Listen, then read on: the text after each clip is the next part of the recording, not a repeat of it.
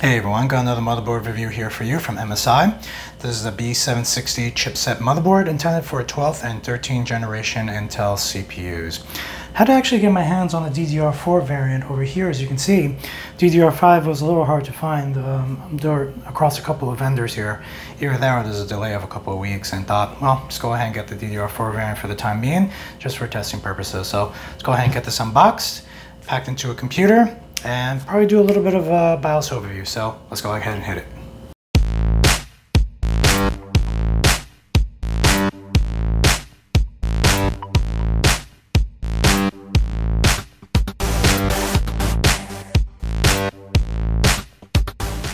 The box here definitely feels like it's got a bit of weight to it, and just a lot of details here on the back if you want to go ahead and take a look.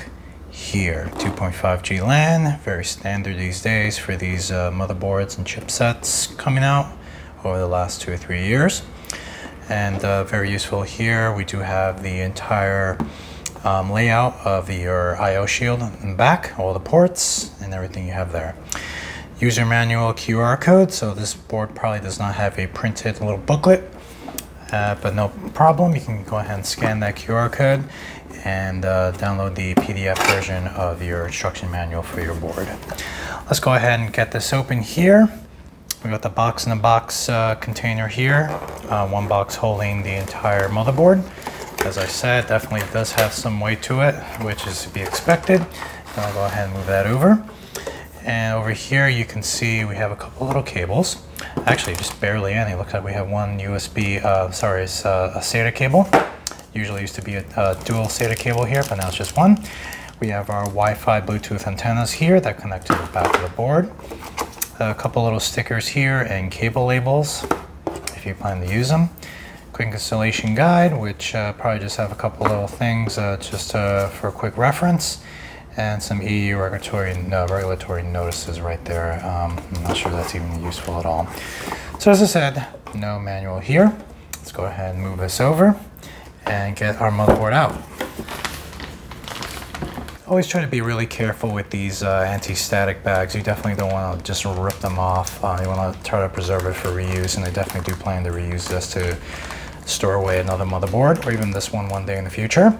Also really nice to actually have if after many years you plan to resell this board and just give it away to somebody or sell it, transport it. The bag's always useful. You can never have enough of these anti-static bags.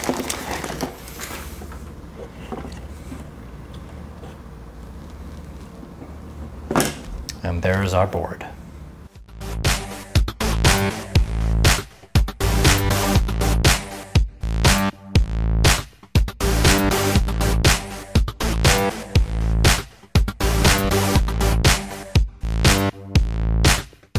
Let's go ahead and do a quick overview of the board here, all the ports and connections it actually has, or at least most of them. Some of these connections here are still a mystery to me and actually do not have any information in the instruction manual. So back here, very easy to see, we have a number of USB ports back here. We have 4 right over here. They almost look like USB 2.0 ports. Over here we do have a display port connection and HDMI connection as well too. If your CPU is using integrated graphics, those are the connections you'll actually be using for your display.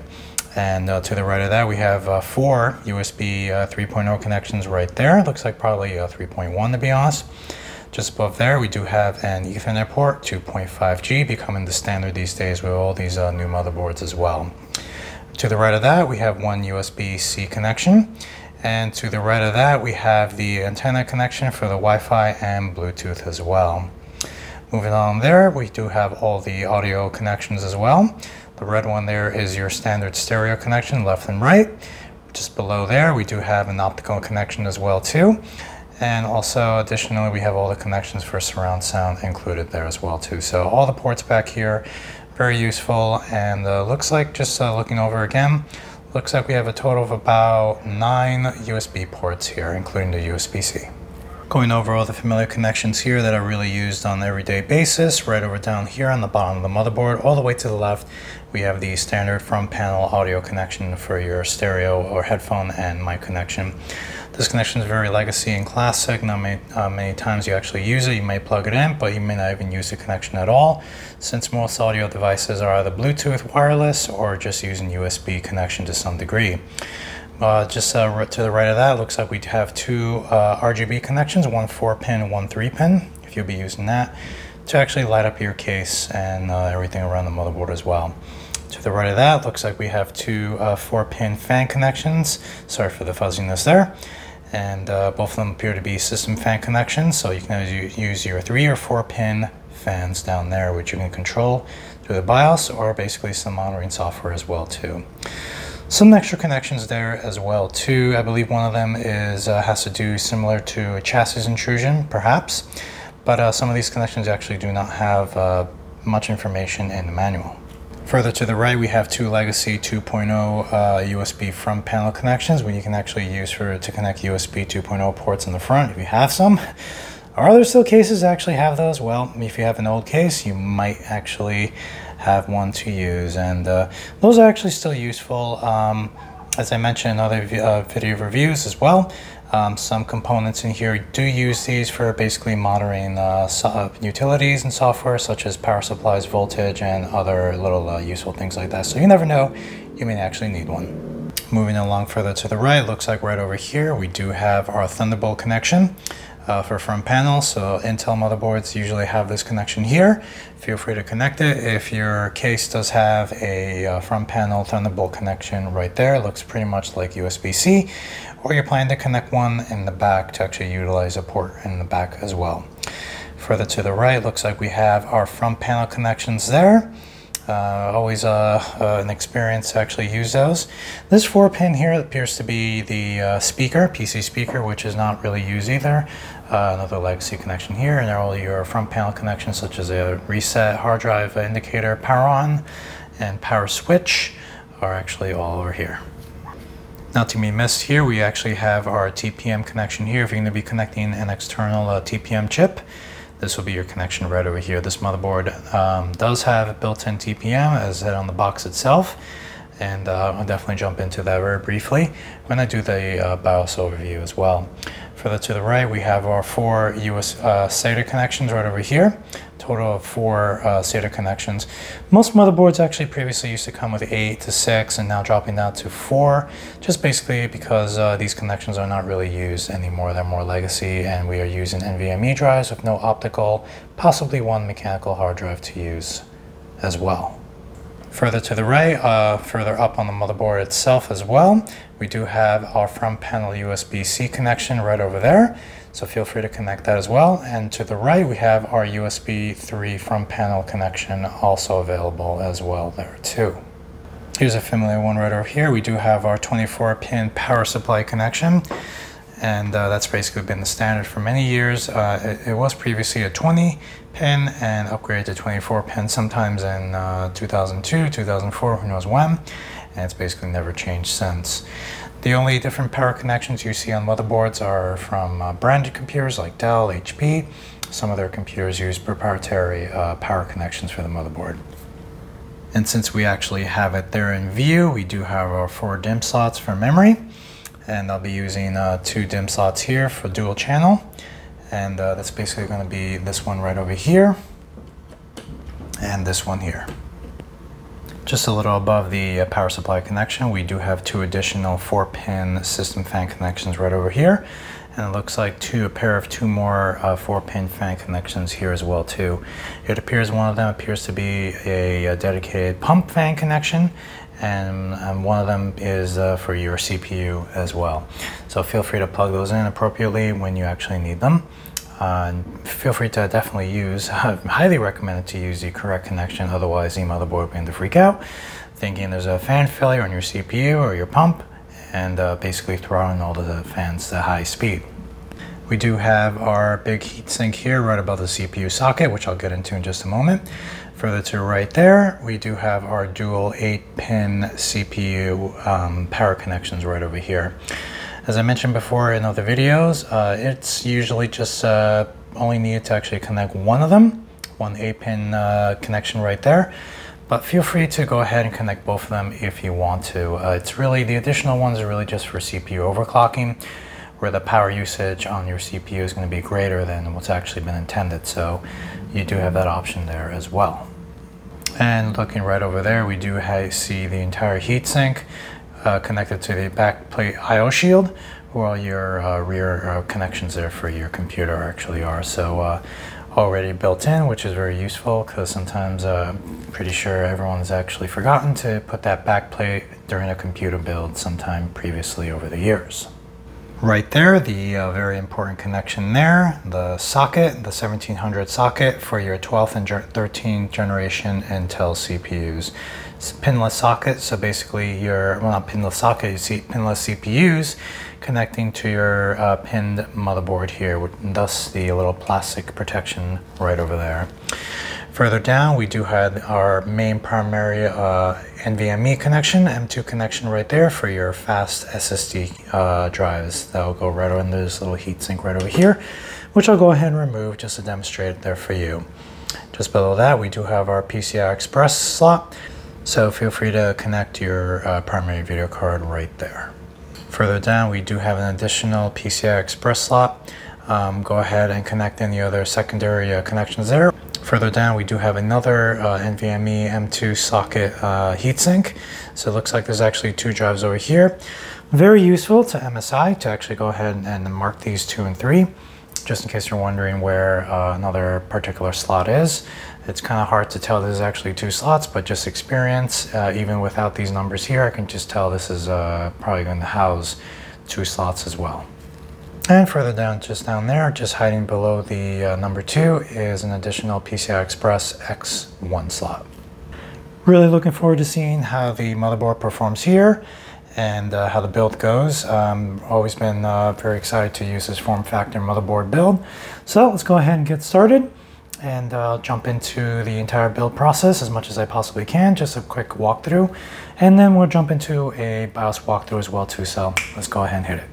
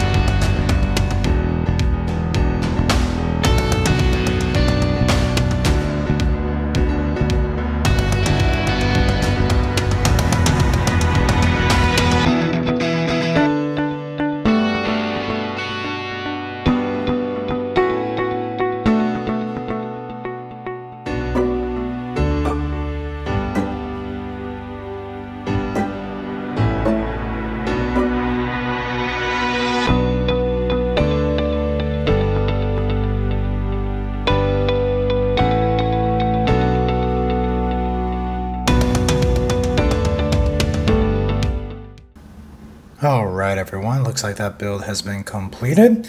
If you enjoy what you're seeing so far, go ahead and shoot a like and subscribe. I definitely do have some other motherboard reviews coming up, and other unboxing videos as well too. Just multiple miscellaneous hardware, and you'll be supporting the channel just by doing that. Very simple click, and another click as well too. So just I'm going to do a quick overview of the BIOS here. Before I jump into that, just wanted to mention as well too that the board actually, when first booted up, didn't even take 20 seconds to fully post, which was pretty impressive. It did actually reboot right after posting, and that just took a few more seconds there, and then here we were kicking right back into the BIOS again. So definitely no complaints there. The BIOS build date here, according to what I see here, is January 6th of this year. There's the BIOS version as well. You also do see up here the motherboard, full name, the CPU. Don't forget, this is obviously the DDR4 variant of this particular motherboard. And some other information here, your CPU temperature, which is hovering around 48 degrees Celsius, which is to be expected. This is a little bit of a stock cooler there. Using the third-party aftermarket cooler there will probably give you much more better results. Motherboard temperature at around 38 degrees Celsius, and some other little details here as well too. Right now we're actually looking at the easy mode for MSI BIOS. This is something they actually have in common for many of their motherboards. One easy mode, one advanced. We'll go ahead and check out advanced mode in just a moment. Over here on the left we have some other details here.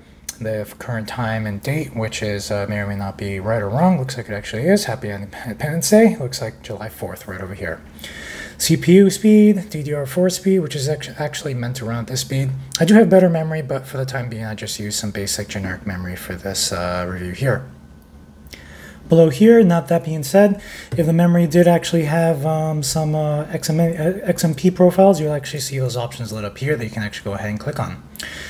Just below, we do have the CPU, along with all the details here you can possibly imagine. Hyper-threading, other little details as well too, how many cores you have, and the current base clock as well too, as well as your multiplier. Down here, we go ahead and click on memory. We can actually see some of the details of the memory.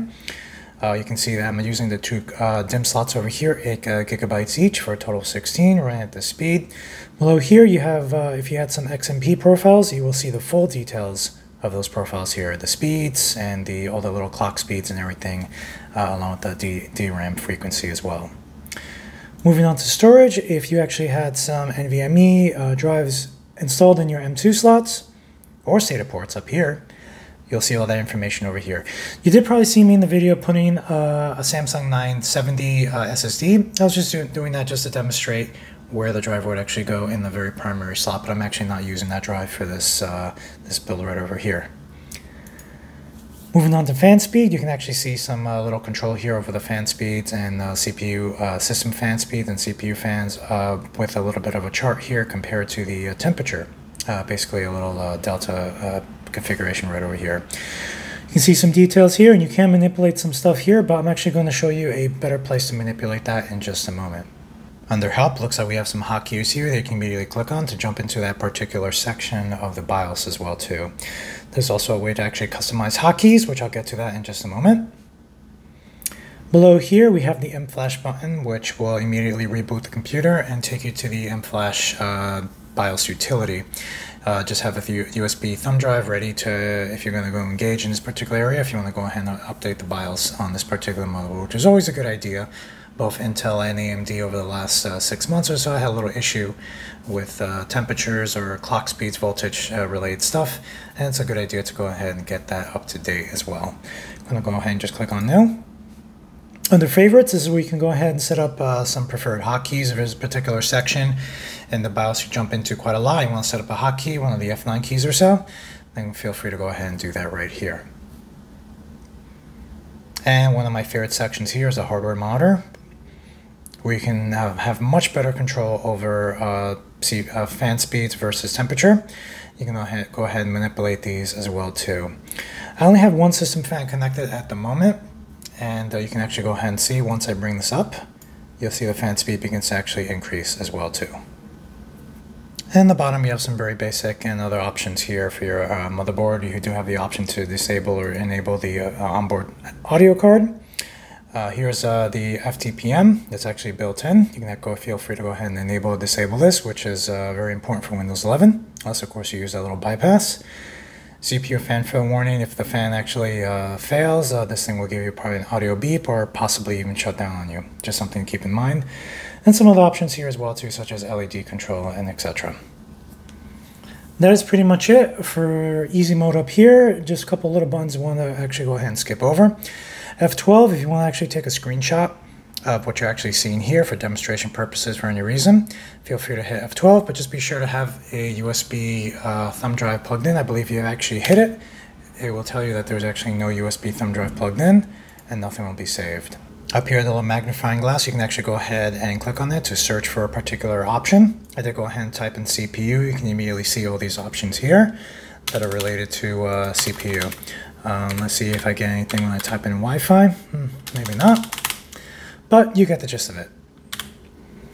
And up here, you can go ahead and choose which language you want this entire motherboard to actually be in, so you can actually see all the options here. All right, let's go ahead and jump into advanced mode. I'm going to go ahead and just click here, or you can hit the F7 hotkey as well to jump into advanced mode. And immediately you see on the top and on the left over here, pretty much all the same. Just this particular area down here, it looks like you have total six buttons here.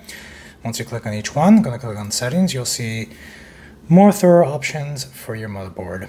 System status, for example, just see everything, for the most part, everything's currently connected, your current system time and date. Other options down here as well too. Under advanced, some other connections here and options, you can go ahead and enable or disable onboard stuff. So over here, if you want to go ahead and disable the audio card, which I did already earlier, you can do that over here. Even go ahead and disable some other options here as well too. Your LAN controller. You used to actually see Wi-Fi here, but I don't actually see that here for the moment. So it looks like we actually have it right here. There you go.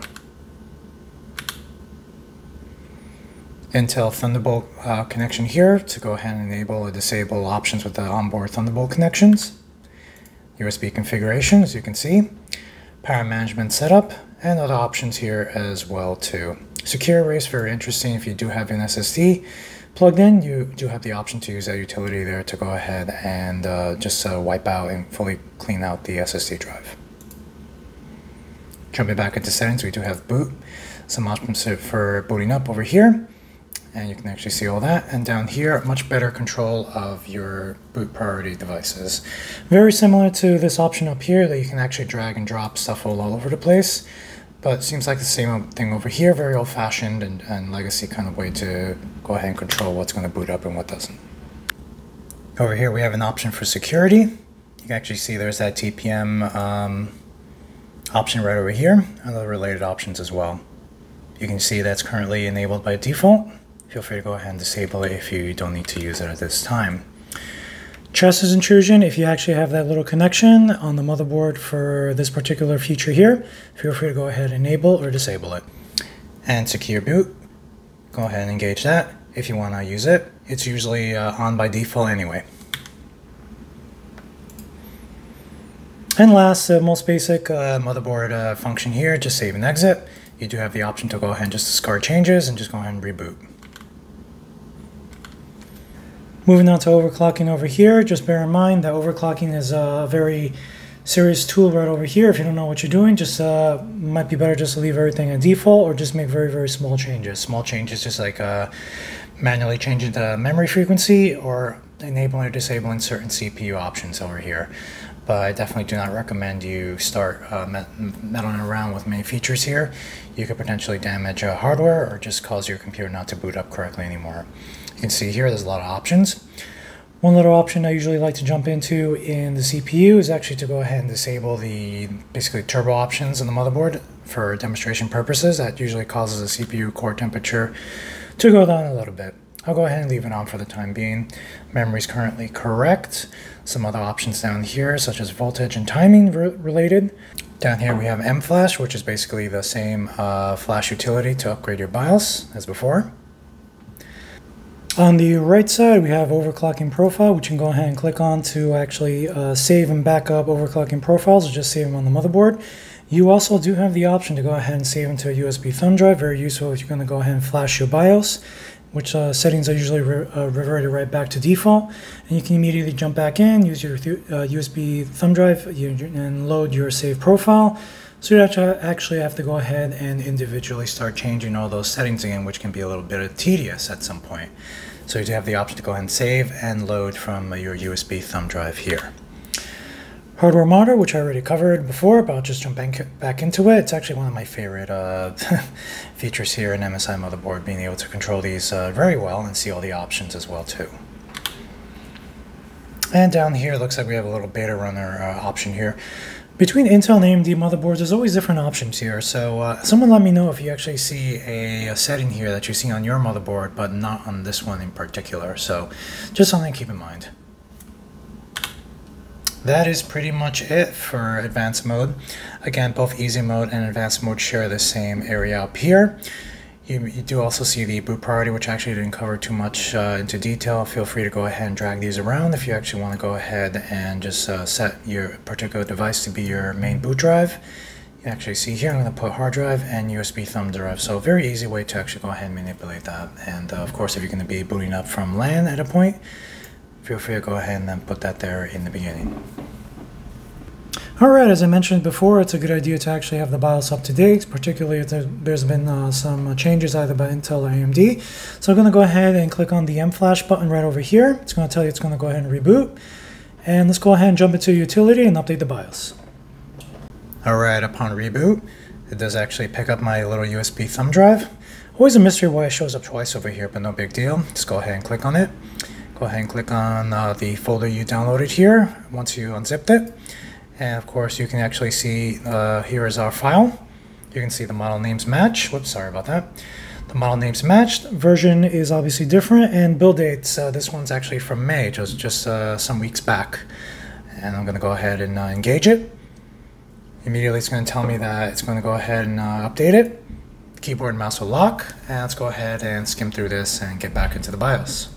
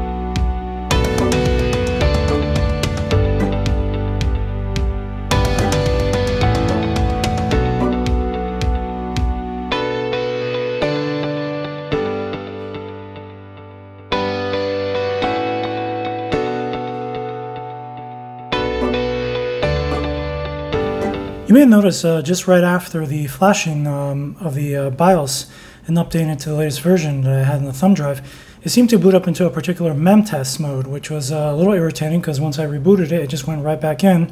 But lo and behold, as soon as I disconnected the thumb drive, it jumped in as normally into the BIOS. So that was a little odd, just something to keep in mind. Once you're done flashing the BIOS and everything looks good, if you do run into that, just go ahead and disconnect your thumb drive, reboot one more time, and I believe you should be all set to go. But you can immediately see there, our BIOS build date is now very recent to May 18th of this year. So this is pretty quiet. One CPU fan, one in the rear, two in the front that are currently not connected. But pretty much the same thing as the rear fan, so they probably wouldn't make much noise there themselves. So don't really see any RGB LEDs on this particular motherboard over here, which is a bit of a downer, but this motherboard is actually a little bit cheaper. Look on the bottom as well too. I don't see any LEDs lit there as well too, not coming from the video card. So basically you don't see any LEDs here at all other than the notifications ones, and of course the one down here as well. So nothing too much to see here, but you do have the option to connect LEDs on those RGB connections, the 4 and 3 pins I demonstrated earlier. So far this build has been a complete success. Updated the BIOS and everything appears to be working in order. Thanks again for watching, everyone. If you enjoyed this video, go ahead and shoot a like and subscribe. Have some other reviews coming up as well too. And definitely do appreciate you watching. Let me know if you have any feedback on this particular board or other boards as well too. Any questions as well. I'll be more than happy to assist as best as I can. Take care, everyone. And as always, stay safe. Take care. Bye.